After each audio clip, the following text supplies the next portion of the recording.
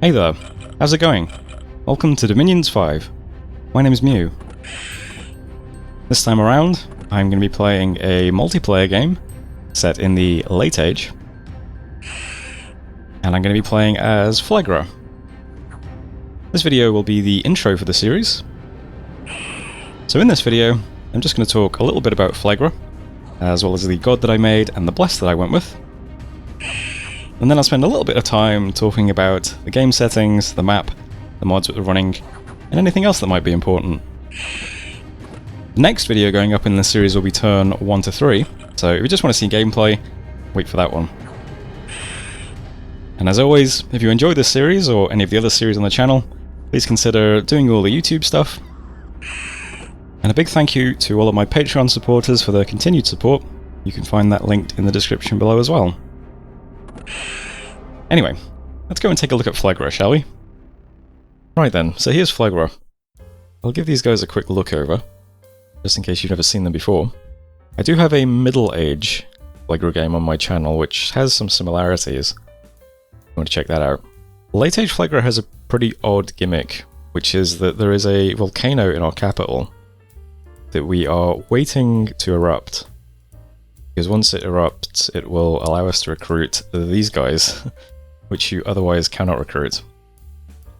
So if you want to kind of build around the Lastrygonian tyrants, you kind of have to wait quite a while for your volcano to blow up, unfortunately. In my test games, it usually blew up around turn 37, which is not very soon at all. Also, we're able to see these guys on this screen, thanks to the JBBM balance mod providing the Lastrygonian preview site on this screen. Nice little quality of life thing there. But anyway, kinders wise, a lot of our units are slaves, so we got a few taskmasters. Only +2 though, and our slave units are like 7 morale, so 9 morale if we use the general +2 taskmaster.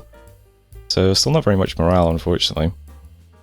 But yeah, lots of our human troops are very cheap because they're slaves. They get decent armor because it's late age. You know, not too bad. Also have the Cyclope guys. The guys are much cooler. Big armor, big shield, come with a javelin, and the weapons are magical as well. Hit very hard. The Cyclope units are unfortunately gluttons. So in addition to being giants and eating lots of food, they're also gluttonous and eat even more food, so fly can be a bit of an issue, especially since we don't have any nature magic. Also, this game will be running one other mod, which is the ski mod, which is why everything has snow movement, since that's a mod that just gives everything in the game snow movement. Got some Mouflon riding commander as well. These guys are better taskmasters, but yeah, I'm not sure if I'd want to recruit one of these. Especially since our smaller commanders can't lead our giants, which is a bit unfortunate. Priests. We have a Phlegran priest here. These guys reduce unrest, which is pretty cool. Especially since our Dominion actually causes unrest, which is a bit a bit unfortunate. But Phlegra is not very strong in terms of priestly power. We don't have any sacred units or anything. We're not really interested in divinity or holiness of any sort. But you always need priests for building temples and things. And so a nice little bonus is that these guys also reduce unrest. Shackle mages are our basic mages. These are auto-communion slaves, which is very cool. It's not quite as cool as the Pythian ones that are units, but, you know, still pretty cool. These guys come with one pick of our sort of national paths. So they're not going to be, you know, amazing communion slaves, but they save a turn on casting communion slave, I guess, which is, you know, something. They don't need astral. Not very good researchers, which is a shame, because at 70 gold, they, you know, would have been decently efficient researchers. Phlegra Oppressors are our Recruit Anywhere mage. Yeah, our national paths are fire, earth, water, and air. These guys have low levels of those. Also taskmasters. Kind of a nice thing is that our mages are all leaders, actually. Yeah, and these guys are auto-communion masters. So very easy to set up communions.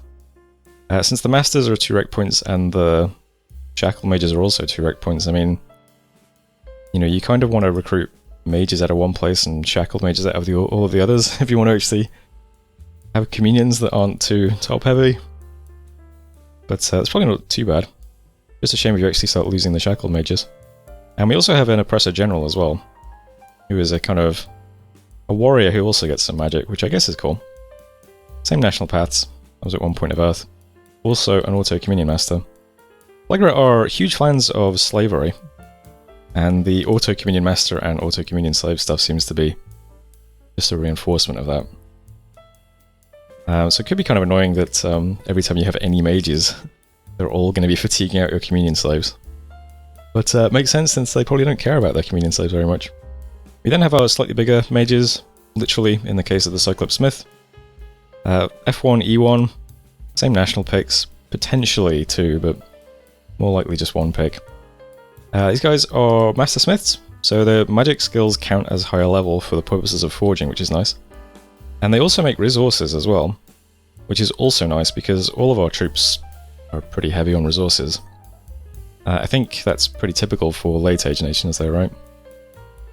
You know, nice chassis besides that. I mean, Earth and Fire is nice if you want to thug these guys out as well.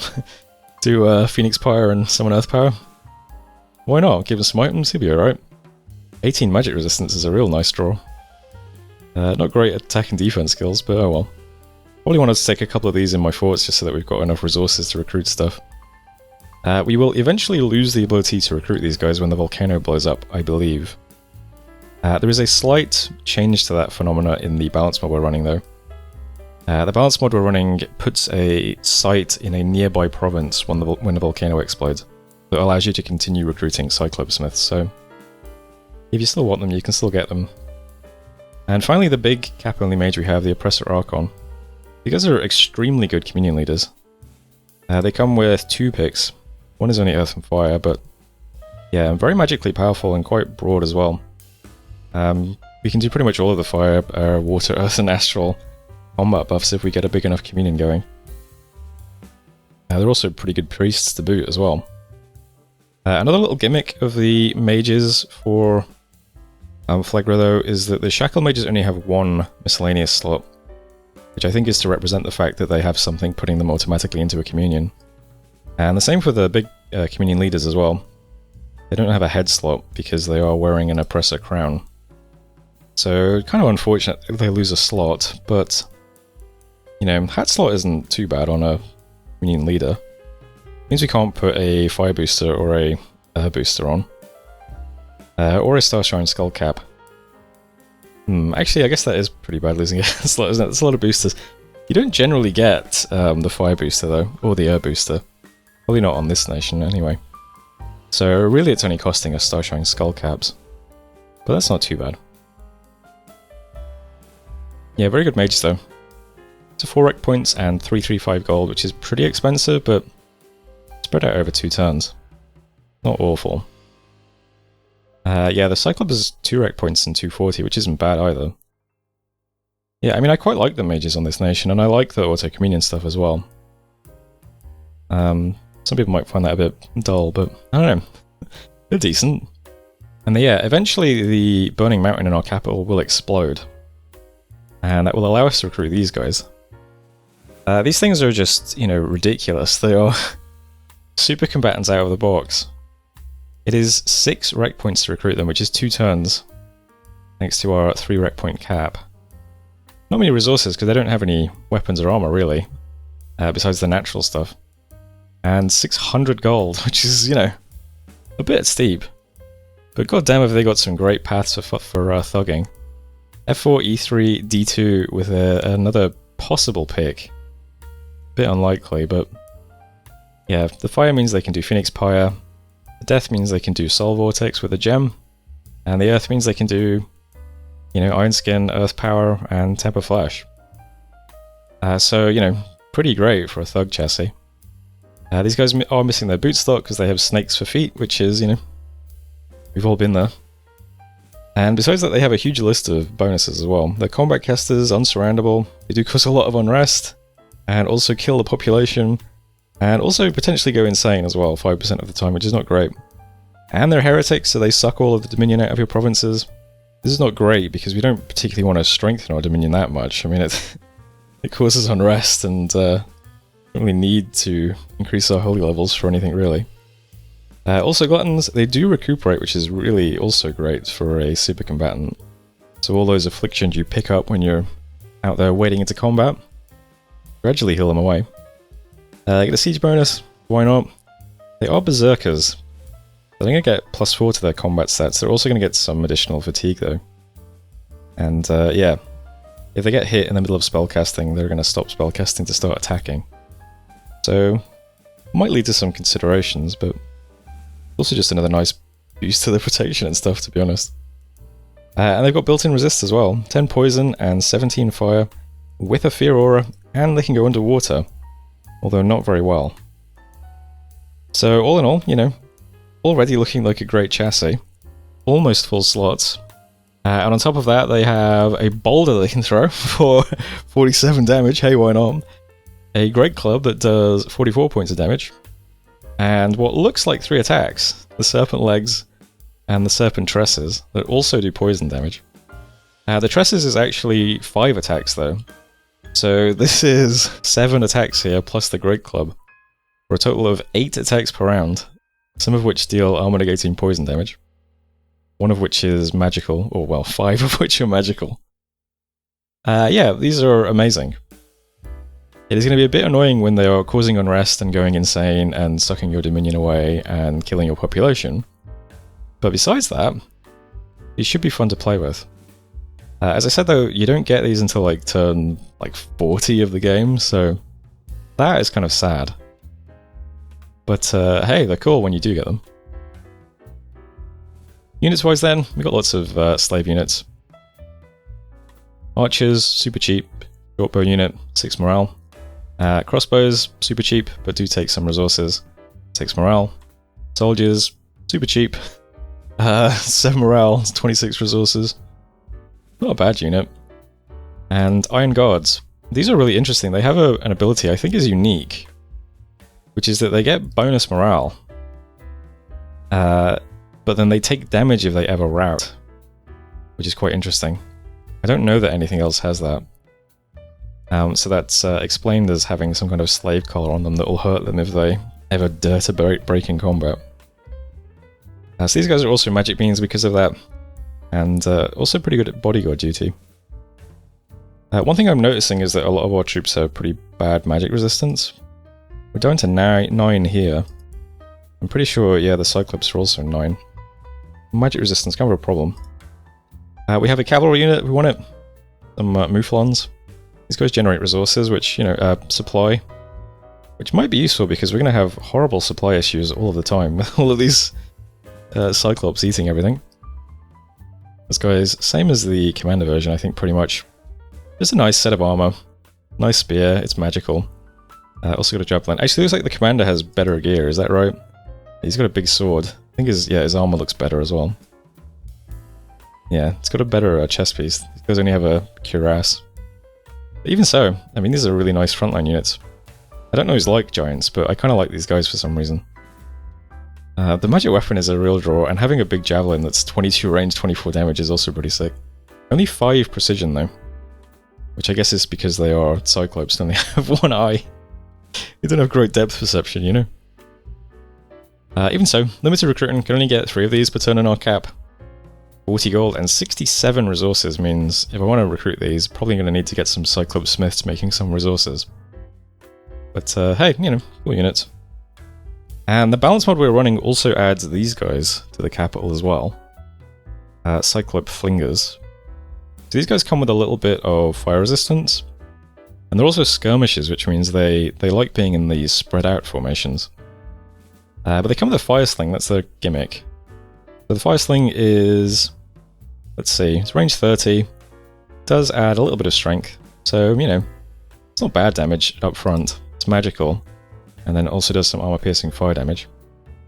So that's quite nice. These guys are also limited recruitment, but it means that you can get out like 6 giants a turn from your cap instead of 3 if you want to use the giant units. Which I am going to, because I like them. I think they're cool. I think you could probably just spam tons and tons of Hullet soldiers, to be honest, but I'll use the Cyclops instead. Seem pretty cool. And that's it for the units, yeah. That's a kind of brief overview of Phlegra. Nice automatic communions that might end up being a bit top-heavy. Ability to forge slightly better items with our smiths and give us some resources. some big giant units or some slave human units.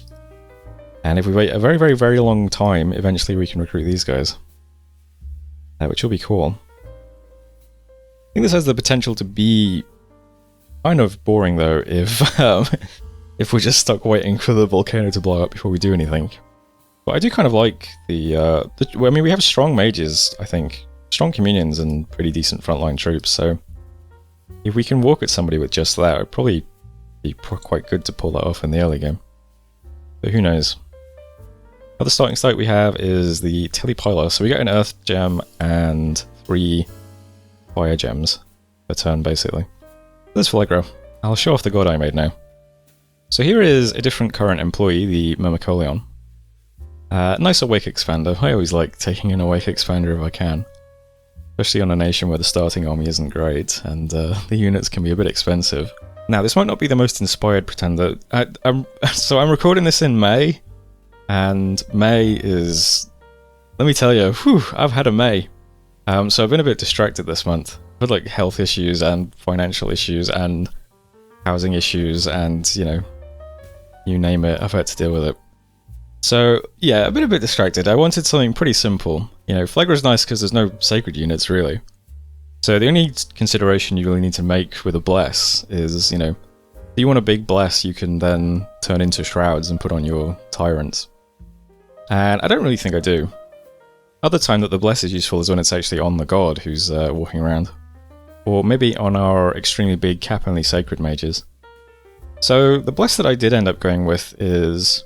It's actually kind of useful for all of those things. You know, free reinvigoration is nice on mages and my god and the tyrants. Fire shield, we can cast that on everything, but I mean it saves the turn. So, you know, it's not the worst Bless in the world. But really what I was thinking of with this guy is just take a good expander who can then just get up all of the fire and earth globals. Now, if you're particularly keen-eyed, you may notice that this guy can't actually cast all the Earth Globals. I made an error. But as I said, I've been distracted. For some reason I thought Earth 5 would be able to cast like Earthblood Deepwell and stuff. It can't, he needs Earth 6. But if we leave that aside, the purpose here was to make it easy to cast all of the Earth and Fire Globals. And then my thinking was, we don't need to worry too much about research because we can make lanterns, right? So we can draw up a bit of magic. And then we just get up Phoenix Pyre and Earthblood Deepwell, and then we just turn all of those into items. Because you can make an extremely good set of Lastrygonian gear just with Earth and Fire. So if we're making, you know, at least 20 Fire Gems and at least 20 Earth Gems a turn, we can give our Lastrygonians a Firebrand, a Lead Shield, a Lead Crown, a Shroud, maybe just to give them this buff, because, you know, I can easily give the Lastrygonians more protection just by casting Iron Skin. And then for miscellaneous items, a Girdle of Might and a Lead Charm, something like that. I mean, that's a fine set of gear. So, you know, that would be the plan. Yeah, I realised later on that I didn't take enough Earth Magic, and it's a bit awkward on a Myrmecolion because he doesn't have a boot slot, so you can't easily fix that. But stay tuned to see if I do fix that or not. But anyway, that was the kind of what I was thinking. I'd like a big expander, get up all the globals. Blesses is, you know, it works decently for all of the purposes we're going to need it for, but we don't particularly need a Bless because we don't really have any sacred units. And that's all okay. The Myrmecolion is boosted slightly in the balance mode we're running. All of the Link 0 weapons are kind of improved. So he's a bit better at killing things as well. But otherwise, you know, the chassis is fine. Got built-in Fear, which is quite nice. Also a pretty big Berserker, so that's 5 more protection that gets slapped onto his protection score at the moment. So I think it'll be fine. I'll get us started on expanding. In the mid-game, you can get up our globals and do the big battlefield spells as well. His paths do let him do Firestorm easily, and, you know, Army of Gold, Army of Lead, Weapons of Sharpness, all that kind of stuff. So that's fine. Scales-wise then, considerations, we like a bit of heat, so I think everyone likes just dumping a heat scale in one direction or the other. We don't really need too many recruitment points, because so many of our units are slaves or limited recruitment. So I'm willing to sack Order a bit. It's a bit awkward because we already have Unrest on our Dominion. And now on top of that we're also Turmoil 3. But whatever, you know. If Unrest is a problem, we can always stick some priests in forts. Lots of productivity though. We do need lots of resources. We do have a Cyclops Smiths who can give us resources in forts, but it does take time to like recruit them and move them over and stuff. So just having a baseline of productivity is pretty nice, and productivity is a pretty good income scale as well anyway. A bit of growth because it's, you know, late age. We've got some quite high pop provinces probably. So, you know, a bit of growth is nice. It does mean that if we get stuck in a position where we can't easily attack somebody, and we're just kind of sitting still and waiting for our volcano to explode, we will at least be, you know, gradually improving our income a little bit. So that's sort of nice. And on top of that, all of our big giants are gluttons, so we need lots and lots of supplies. So it also helps with that as well. We also have lots of population killers. Our Lost Dragonians all kill population, and so does our god. So again, helps to kind of counteract that a bit, but I'll try and keep my god and the Lost Dragonians out of high pop provinces generally. Lucked a bit with the turmoil, because why not? We can afford a little bit of it, and then yeah, dump the magic stat, because plan will be to just get to Lightless Lanterns quickly. If we can get up, if we can get up the Eternal Pyre, and then just turn all of our fire gems into lanterns for a bit, we should be able to do some pretty decent research. We'll have lots of shackled mages everywhere doing like 3 research, but they all have 1 miscellaneous slot that can hold a lantern, so it should be pretty good overall. So I think this is fine. As I mentioned, you know, this last month has not exactly been great, but I'm hoping that doesn't come through too much in the videos. You'll have to forgive me if I seem a bit distracted in them, or a bit lower efforts, but yeah, things are getting back to normal now at least. This series will be 2 videos a week as normal, but I'm not sure when I'm going to start it or what days it's going to be on, but if you're seeing this video now, it should be about to start soon. So, you know, fingers crossed. And besides that, I think I've covered everything. We've covered the nation and the god, bless and scales, bit of the game plan. Only thing left to say is that this game is running the JBBM balance mod, so I'll put a link to that and its changelog in the description below. It's also running snow.dm, which gives everything in the game snow movement. I'll link that in the description as well. The map for this game, I believe, is a named map that's been used on this channel before, so I'll make sure to check out what map that is, and I will also link that in the description if it's possible to do so. But I think that's everything. So be sure to check out the Middle Age Phlegra series on the channel if you want some early Phlegra action. I think that series was alright, right? I vaguely remember. I remember getting a bunch of tyrants killed underwater as a shark tribe guys, but besides that, I think it was a pretty decent series, right? I don't know, let me know in the comments if you remember. But besides that, be sure to leave a comment, like the video, check out my Patreon, all that good stuff. And the next time you hear from me will be turn 1 to 3. So thanks for watching, hope you enjoy it, and see you then.